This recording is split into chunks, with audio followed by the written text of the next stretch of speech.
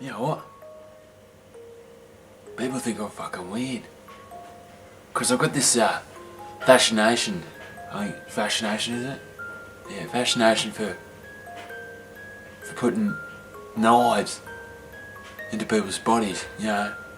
Just sliding it in through the body. Never get through the other end. You beauty. You know. That's my big motherfucking knife. Yeah, I've got this fascination of the knife, you know, just going through, and you know the blood just pissing out everywhere, all over the floor. You know, for some reason it turns me on. You know, is that wrong? Is that really wrong? I get such a hard on, you know.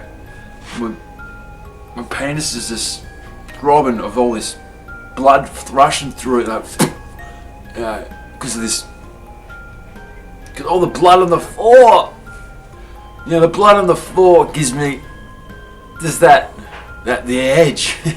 You know, the edge. The edge. I don't. You know what I'm talking about. The fucking edge that you should kill someone.